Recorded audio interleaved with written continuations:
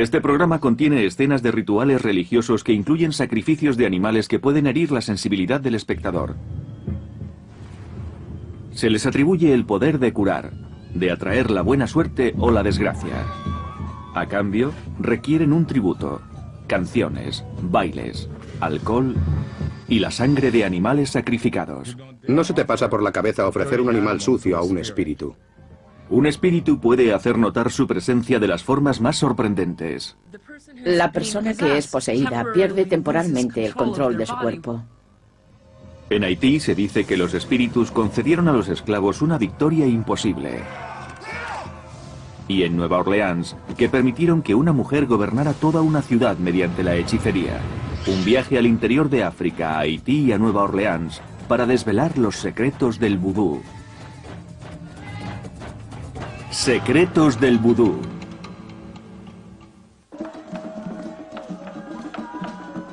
$60 millones de personas en todo el mundo creen en el vudú. Para ellos se trata de una auténtica religión que podría ser incluso anterior al cristianismo.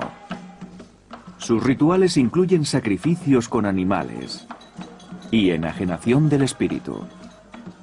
Para los profanos, el vudú está lleno de oscuros secretos. Se le atribuyen misteriosos poderes para traer la buena fortuna, para curar y para castigar a los enemigos. Pero los que practican el vudú dicen que se trata de la religión más incomprendida del mundo. Muchas personas creen que el vudú no es más que una serie de ritos mágicos o una práctica satánica, pero en realidad no es ninguna de esas dos cosas, es una religión. Pero ¿por qué una antigua religión ha llegado a estar asociada con diabólicos maleficios? Los practicantes del vudú culpan a escritores profanos y a las películas de Hollywood de haber desacreditado a su religión. Un libro o una película pueden mostrar al gran público una visión errónea porque el gran público ignora lo que significa realmente esa religión. Por lo general, la fantasía sobre el vudú evoca a los profanos, magia negra y oscurantismo. Pero el objeto más comúnmente asociado a esta creencia, el famoso muñeco vudú, no forma parte de la práctica religiosa. Algunas personas piensan que nos pasamos el día clavando alfileres en muñecos que representan a nuestros enemigos, pero eso no tiene nada que ver con la realidad. El vudú, una religión con una dramática historia, nace en África Occidental, se propaga entre los esclavos de Haití y proporciona a una ciudad estadounidense una cultura única en su país.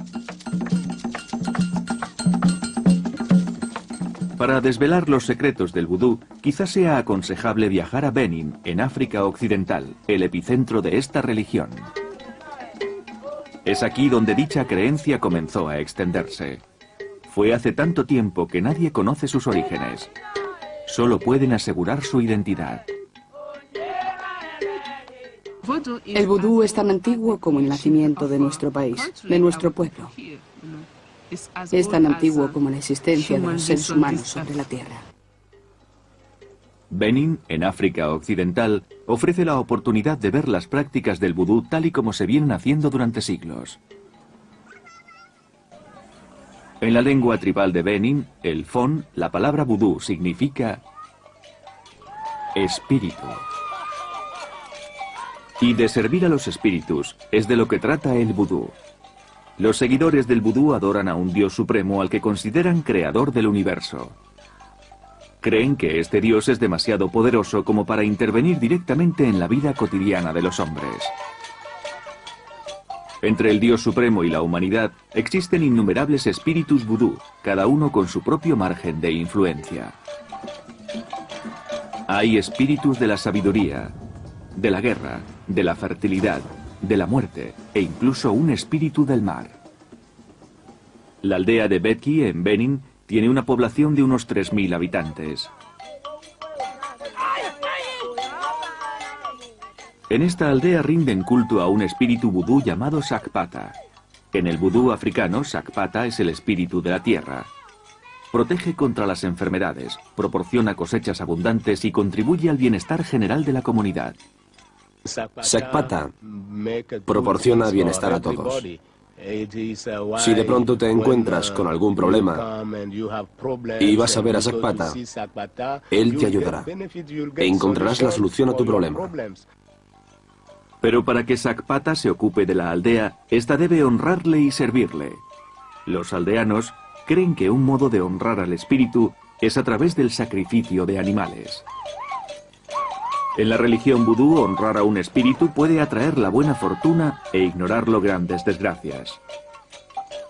La aldea honrará a Sakpata realizando una ceremonia vudú. Piden a Sakpata que bendiga a la aldea y les proporcione alimentos y protección. El ritual comienza con unos cánticos que, según los aldeanos, servirán para que el espíritu de Sakpata descienda hasta ellos. No utilizan el mismo son de tambor ni la misma canción para todos los espíritus. Cada espíritu tiene su propio cántico y su propio baile. Esta cueva es el santuario del espíritu Sakpata. En el interior, un sacerdote vudú ofrece agua al espíritu para saber si les concede permiso para la ceremonia. El espíritu acepta. Los practicantes del vudú creen que una forma de honrar a los espíritus es por medio de ofrendas.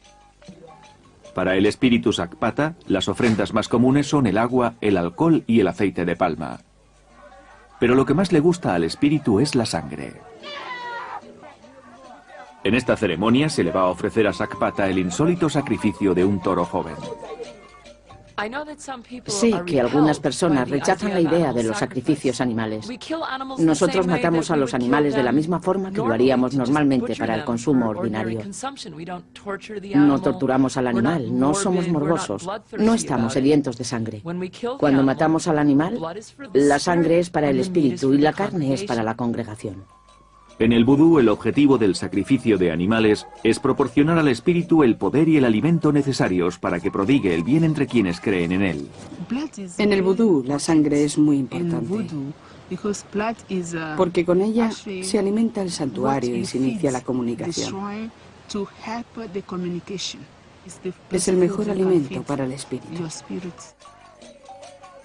Para los creyentes del vudú, es esencial recoger la sangre del animal lo más pronto posible. Cuanto más fresca es la sangre, más esencia de vida puede tomar el espíritu, con lo que éste se vuelve más poderoso. Justo antes del sacrificio, la congregación le transmite un mensaje al toro para que éste lo transmita a su vez al espíritu Sakpata. Una vez transmitido el mensaje al animal, llega el momento de sacrificarlo para que el mensaje llegue al espíritu Sakpata. No se desperdicia ni una gota de sangre. Es preferible que la sangre ofrecida a Sakpata esté aún caliente. Las cabras son sacrificadas dentro del santuario. Así pueden ofrecer su sangre al espíritu de forma casi inmediata. La sangre es un ingrediente muy importante, es el alimento del vudú.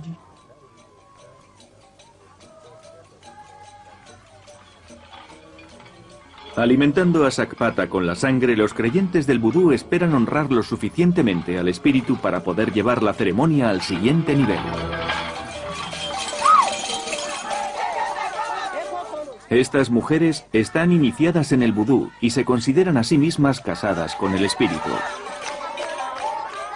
Muestran signos de un fenómeno vudú conocido como posesión espiritual. Creen que el espíritu se ha introducido en sus mentes y que utiliza sus cuerpos para continuar su búsqueda de sangre.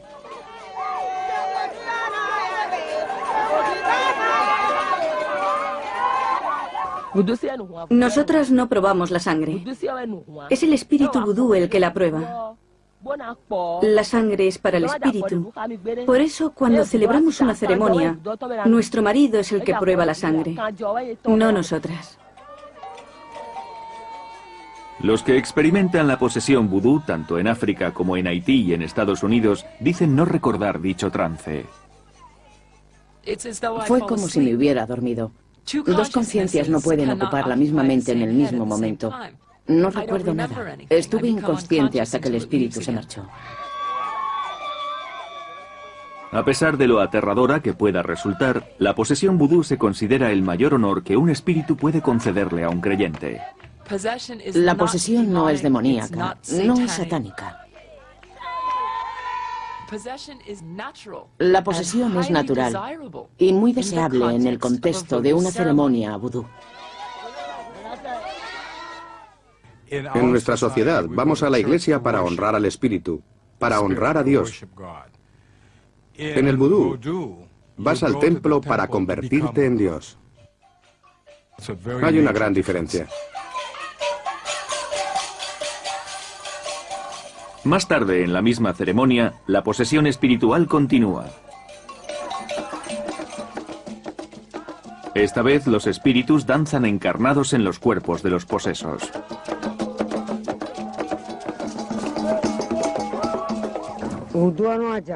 Si no estuviéramos poseídas por el espíritu vudú, no podríamos bailar así. Al estar poseídas, resulta inútil preguntarse quién está bailando. Es el espíritu vudú el que baila a través de nosotras, usando nuestros cuerpos.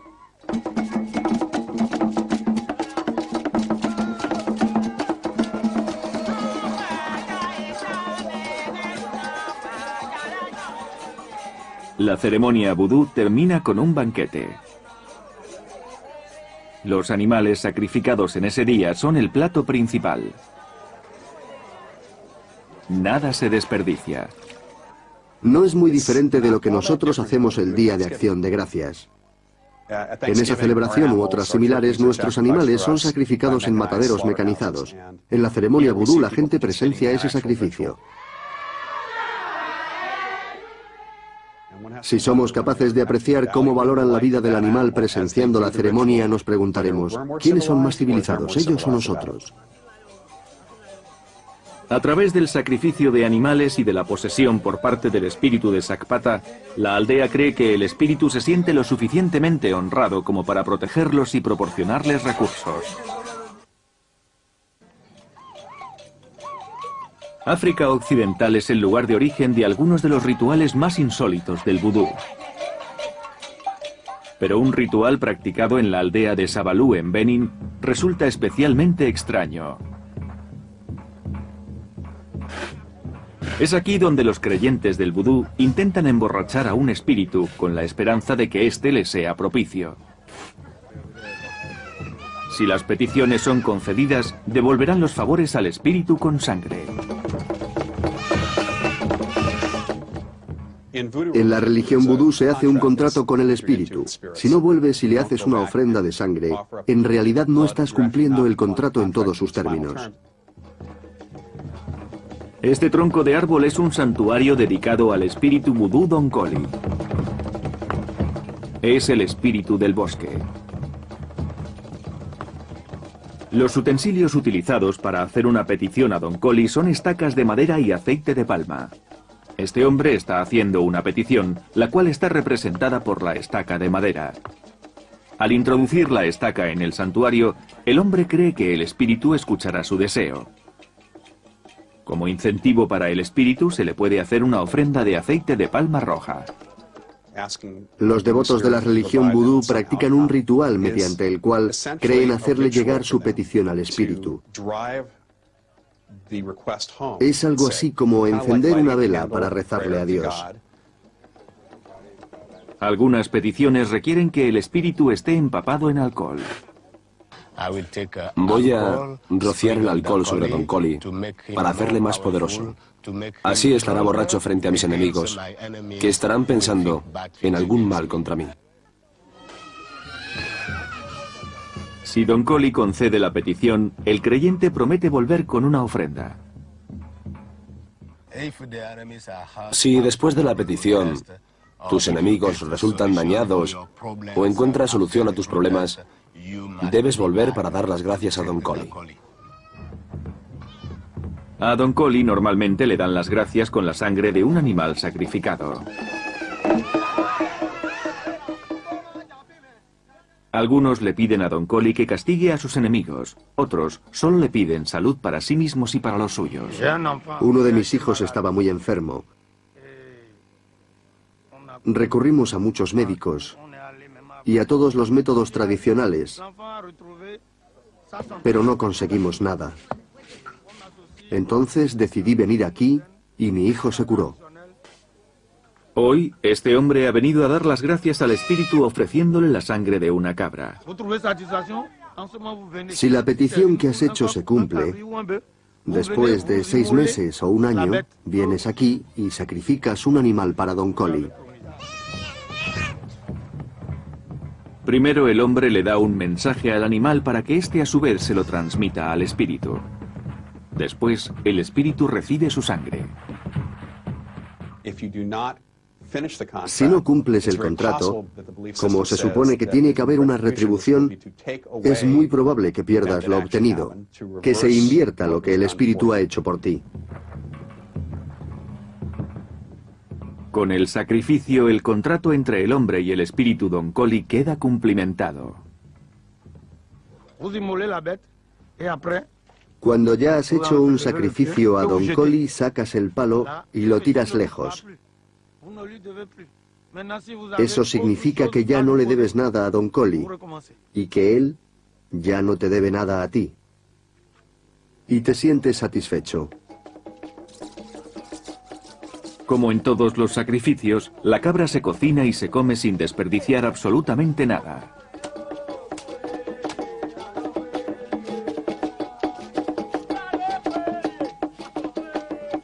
La ciencia médica ha llegado a África Occidental, pero en algunas aldeas de Benín se puede presenciar una curación vudú. Esto es un templo de la salud en la aldea Abome, a 80 kilómetros de la aldea Bedji. Esta mujer dice que sufre fuertes jaquecas y dolor en las articulaciones. Ha acudido a un hospital donde asegura que no le han ayudado y por eso recurre al vudú. Una cura mediante el método vudú es en realidad una cura por la fe. Te devuelve la energía gracias al convencimiento de que te vas a curar. Los devotos del vudú no relacionan su enfermedad con ninguna causa natural. Creen que se debe a los malos espíritus, posiblemente como resultado de un maleficio solicitado por un enemigo. Para sanar a sus pacientes, el sacerdote vudú Imache Bartolomé llama al espíritu Tzotyatin, el espíritu del trueno.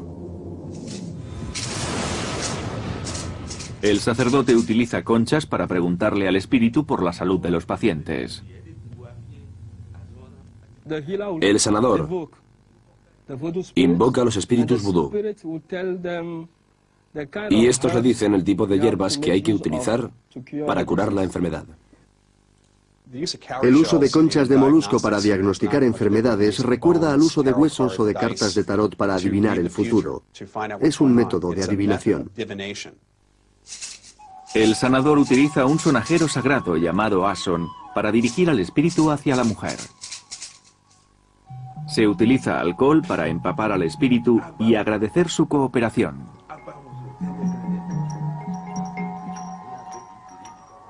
Cuando el sacerdote cree que el espíritu le ha dado el diagnóstico, envía a su ayudante y a la paciente fuera del recinto para que se cure.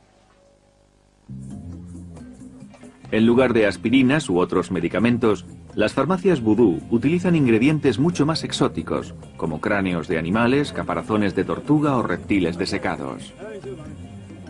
El sanador hace salir al paciente para que compre un cráneo de animal porque sufre jaquecas y el dolor tiene que pasar a otro lugar, a otro cráneo. Pero el viaje al mercado puede tener su propio poder curativo.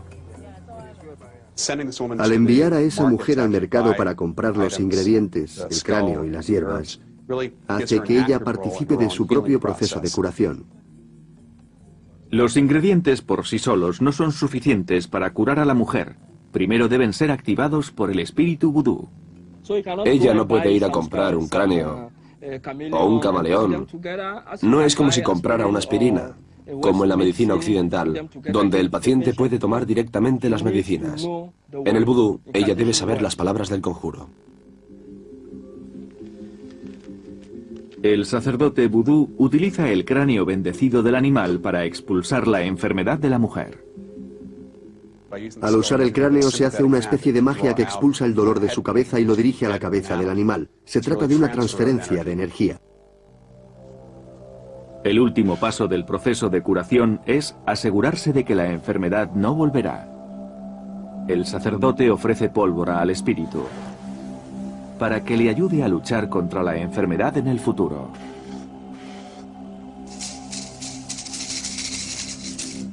El sacerdote considera que el tratamiento ha sido un éxito.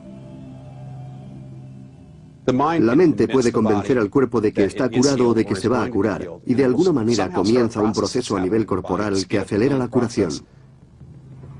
Muchos creen en el poder curativo del vudú. Otros que el vudú puede utilizarse para dañar o incluso matar.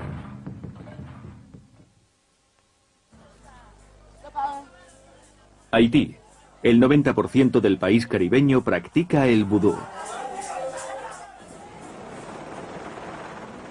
El 11 de septiembre de 1997, un ferry recién botado se hundió a tan solo 50 metros de la costa. Murieron 200 personas. Los investigadores determinaron que el barco iba demasiado lleno y que las salidas de emergencia estaban obstruidas. La gente se agolpó en un lado del barco y este volcó. Muchos pensaron que el propietario de otro ferry había utilizado ritos vudú para hundirlo. En Haití, nada ocurre por casualidad o por azar. La noción del azar simplemente no existe. Las cosas ocurren por una causa, hay un motivo y normalmente tiene que ver con algún tipo de brujería. Para vengarse, una multitud enfervorizada incendió la casa y el barco del presunto culpable. En Haití arraigó el vudú como consecuencia de una de las prácticas más perversas de la humanidad: la esclavitud.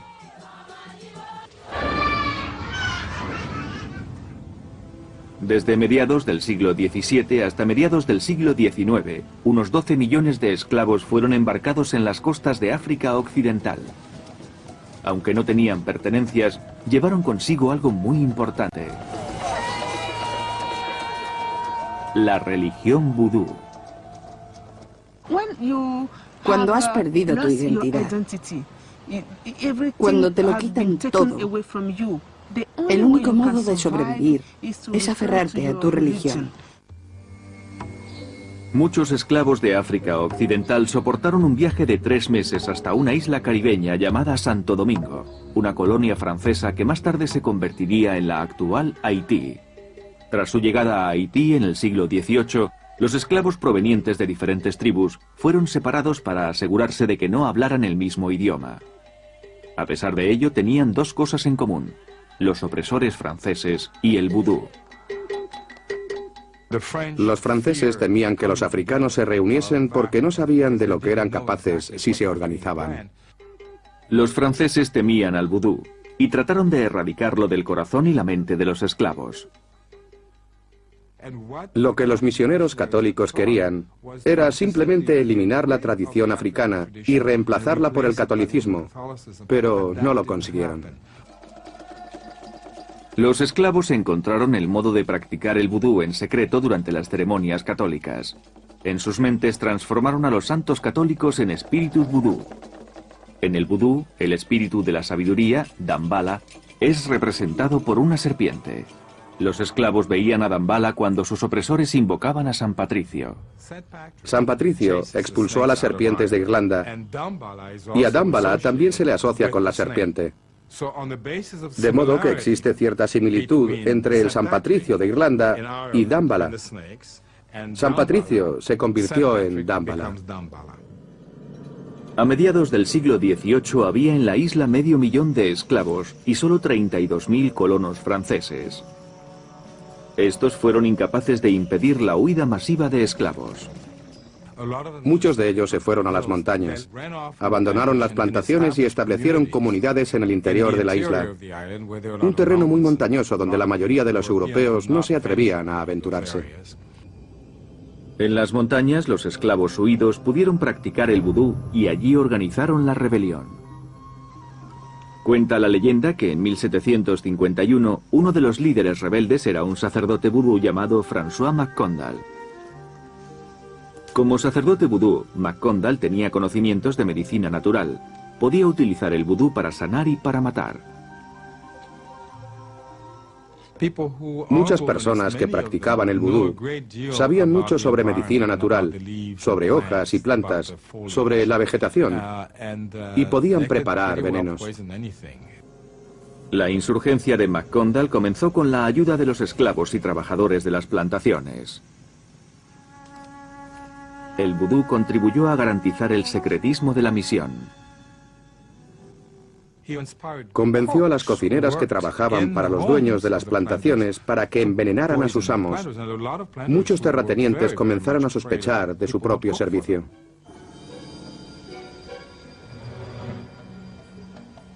El sacerdote vudú McCondell también envenenó las reservas de agua, sembrando el pánico entre los propietarios de plantaciones y los soldados franceses.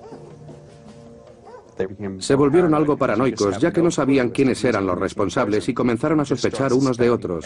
El envenenamiento era un acto de terrorismo. Los franceses tardaron 5 años en atrapar a McCondell, tiempo durante el cual la rebelión se había cobrado unas 6.000 vidas. Cuando los franceses lo capturaron en 1758, no mostraron piedad. Las autoridades francesas organizaron la ejecución pública de McCondell para que sirviera como ejemplo. Obligaron a los esclavos a presenciarla. Pero según la leyenda, estos fueron testigos de un hecho insólito relacionado con el vudú.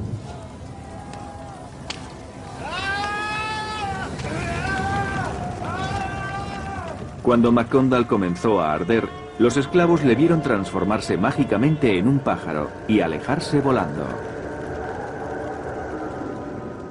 En la tradición vudú existen relatos que hablan de que en ocasiones los humanos tienen el poder de transformarse en animales. Muchos esclavos creían que al morir, su alma sería transportada de nuevo a África. De modo que no resultaba extraño que pensaran que McCondell se hubiera transformado en un pájaro y que hubiera regresado a África volando. Actualmente, la leyenda de McCondell pervive en la tradición vudú. El nombre de McCondell se ha asociado con el veneno. Así que si lo utilizas contra una persona, según la tradición vudú, se dice que se le ha dado un McCondell. El 14 de agosto de 1791, 3 décadas después de la muerte de McCondell, los esclavos rebeldes usaron el poder del vudú para provocar un levantamiento aún mayor. Comenzó cuando un sacerdote vudú llamado Boukman oficiaba una ceremonia junto a varios líderes rebeldes. Convocaron al espíritu vudú de la guerra, Ogu, y le prometieron servirle para siempre si les concedía la victoria.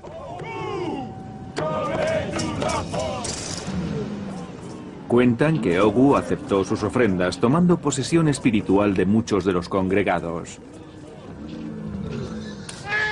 En agradecimiento sacrificaron a un cerdo negro y se lo ofrecieron. Usaron la sangre de cerdo que compartieron unos con otros para sellar los labios de todos. Fue una forma simbólica de expresar que nunca revelarían los secretos de Ogu.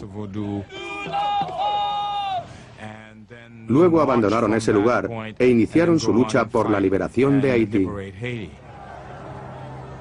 Una semana después comenzaron los levantamientos. Los esclavos rebeldes incendiaron miles de plantaciones y mataron a sus propietarios. Para enfrentarse al ejército francés utilizaban armas robadas y aperos de labranza como machetes. Los franceses estaban mejor armados, pero no sabían realmente a qué se enfrentaban.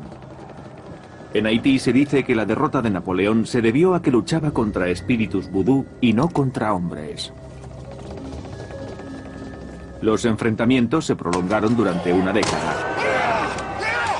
50.000 soldados franceses perecieron en los combates. El 1 de enero de 1804, los líderes rebeldes llevaron a sus hombres a la victoria y lograron expulsar a los franceses de Haití. Lucharon contra el mejor ejército que había en el mundo, el ejército de Napoleón, y lo derrotaron. Eso es un hecho. Esta guerra, que comenzó con una ceremonia vudú, condujo a la derrota del ejército de Napoleón. Fue la primera y única rebelión de esclavos que tuvo éxito en la historia. Nueva Orleans, Estados Unidos. Allí se celebra un desfile muy particular. Es la capital del vudú en Norteamérica. Aproximadamente un 15% de la población lo practica. Luisiana fue territorio francés, y el vudú se introdujo a finales del siglo XVIII, cuando los propietarios franceses de plantaciones abandonaron Haití, llevándose consigo a sus esclavos. Hoy en día los turistas compran muñecos vudú en las tiendas del barrio francés. Pero el vudú de Nueva Orleans tiene un lado oculto. Algunos rituales nunca llegan a ser presenciados por los turistas. Sin embargo, un lugar que visitan tanto los ciudadanos locales como los visitantes es el cementerio de San Luis. En el interior de esta cripta se encuentra el cuerpo de una mujer que creó un estilo de vudú único en Nueva Orleans. Marie Laveau falleció en 1881, pero algunos creen que todavía ejerce su poder sobre la ciudad. Lo que hizo en el siglo XIX alimenta la leyenda, aunque existen pocas pruebas fehacientes de sus poderes mágicos y no hay muchos datos sobre su vida. Muchos documentos han desaparecido. Para empezar, algunos fueron falsificados. Solo existen multitud de historias y leyendas. Muchas son falsas, pura invención, para alimentar el mito. Los expertos creen que Marie Laveau nació entre 1794 y 1803. Se dice que era hija de un rico hacendado blanco y de su amante esclava. A comienzos del siglo XIX era una ciudadana libre. Mantuvo una buena relación con el líder de la Iglesia Católica de Nueva Orleans. El pastor de la Catedral de San Luis era un hombre llamado Père Antoine, que ayudó a muchos esclavos y a gente de clase baja. Trabajaba para liberarlos. Marie Laveau colaboraba con él. Como mucha gente en Nueva Orleans, Marie Laveau era católica, pero creía en el vudú. La gente de Nueva Orleans acudía por la mañana a misa en la Catedral de San Luis y por la tarde al barrio Congo, donde se celebraban rituales vudú. El barrio Congo era el centro del vudú en Nueva Orleans. Tanto los negros libres como los esclavos se congregaban allí los domingos para celebrar sus rituales. Se supone que es allí donde el legendario sacerdote vudú, el Dr. John, enseñó a Marie Laveau todo lo que sabía sobre esta religión, incluso el modo de realizar poderosos hechizos. Utilizaban saquitos que llenaban con almidón, judías secas, trozos de metal o piel de animales. Lo principal no son los ingredientes, sino la intención con que los utilizas. La persona que hace estos conjuros invoca a los espíritus vudú para que le otorguen poderes. ¿Comprendes el poder que estás recibiendo? Llevar uno de estos saquitos es como llevar un crucifijo, una medalla de San Cristóbal o una cola de conejo. Se cuelga alrededor del cuello o se coloca sobre la puerta. Proporciona protección.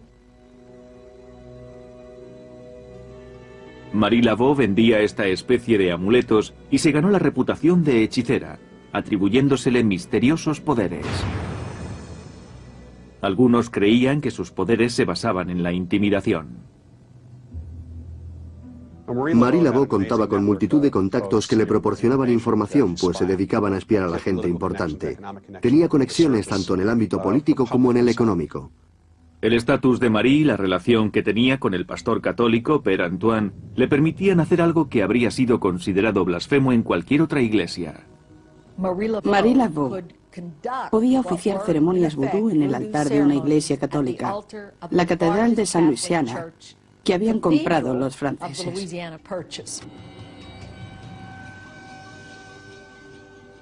Se cree que en 1830 un incidente convenció a toda Nueva Orleans de los poderes esotéricos de Marie Laveau. El hijo de un hombre rico había sido condenado a muerte. Sus abogados le dijeron que el caso no tenía solución, así que el padre se fue a ver a Marie Laveau. Desesperado le ofreció una casa como premio si usaba el vudú para liberar a su hijo.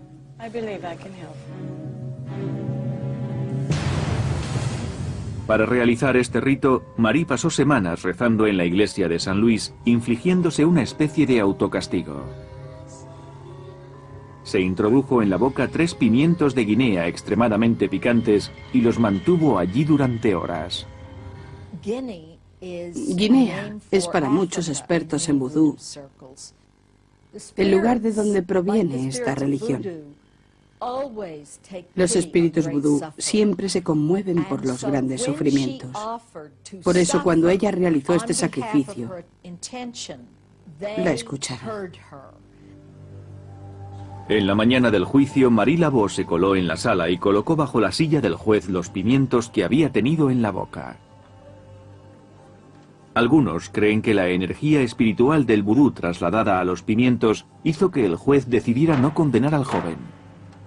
Cuenta la leyenda que el padre del liberado recompensó a Marie Laveau con una casa en St. Anne Street. Esa es la explicación esotérica de la historia. La explicación racional es que ella conocía al juez. Al margen de cómo liberar a aquel hombre, muchos de los habitantes de Nueva Orleans creyeron que Marie Laveau podía usar el vudú para influir en el sistema judicial de la ciudad. En julio de 1850 ocurrió algo que sirvió para fortalecer esa creencia general en los poderes de Marie Laveau. Ella era contraria a las ejecuciones públicas, muy comunes en aquella época. Se trataba de ahorcamientos públicos. Eran considerados como espectáculos y congregaban a miles de personas. Jean Adams y Anthony DeLille fueron condenados a la horca por el asesinato de una esclava negra. Fueron encarcelados en una prisión del Estado. Marie Laveau se pasó la noche rezando por los condenados y les prometió que evitaría su ejecución a pesar de la sentencia. La doble ejecución de Adams y DeLille iba a tener lugar el 17 de julio de 1850 a mediodía. Pero Marie Laveau pretendía utilizar el vudú para evitarlo. Mediodía del 17 de julio de 1850. Estaba a punto de realizarse un ahorcamiento público en el centro de Nueva Orleans. Jean Adams y Anthony DeLille habían sido condenados a la horca por el asesinato de una esclava negra. Aquella mañana, justo antes del mediodía, una gran multitud se había congregado frente al patíbulo. Eran miles de personas, según los periódicos. Muchos de los congregados se percataron de la llegada de Marie Laveau. Era conocida como la reina del vudú en Nueva Orleans. También era una enemiga acérrima de las ejecuciones públicas. Momentos antes de que los dos hombres fueran ahorcados, el cielo se oscureció de manera repentina. Comenzó a llover y luego a diluviar. Una tromba de agua caía del cielo.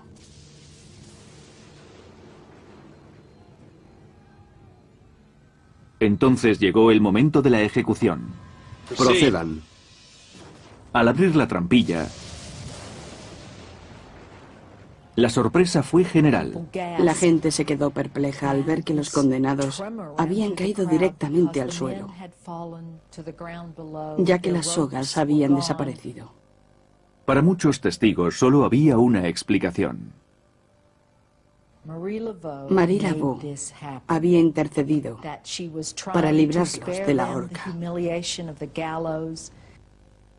Para quienes creen en el vudú, si en unos hechos está implicada una poderosa hechicera como Marie Laveau, es muy fácil relacionarla con el repentino cambio de tiempo y con la salvación de los condenados.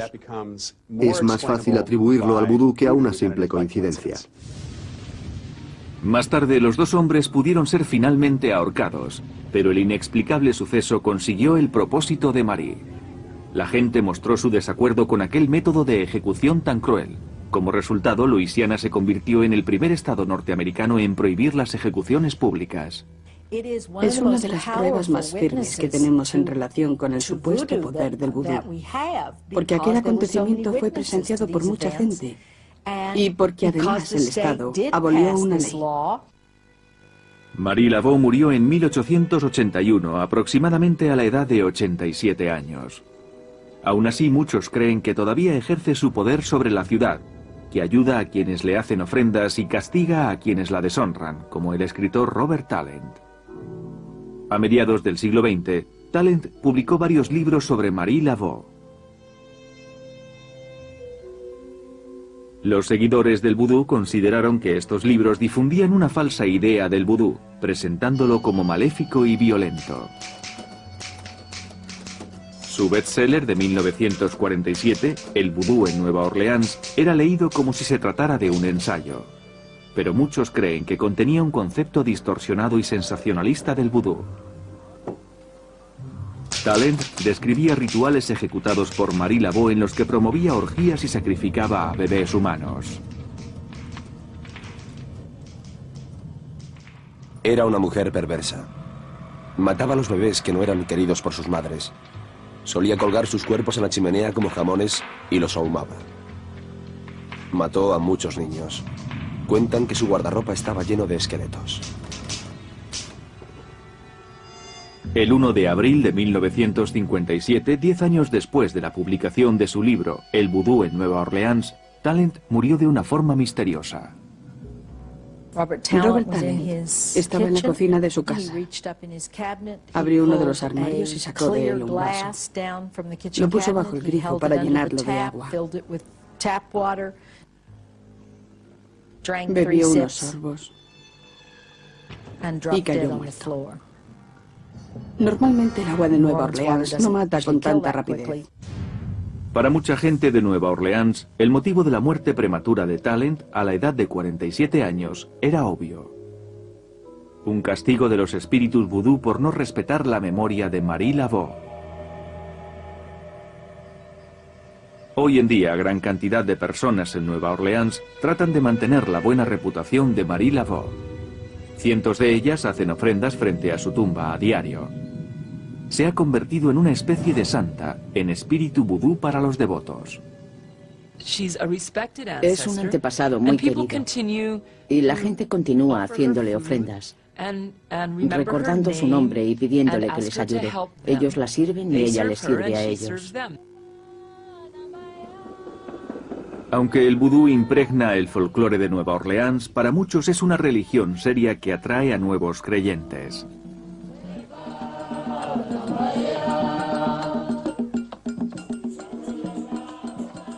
En Haití, el vudú coexiste con la Iglesia Católica y sigue siendo influyente.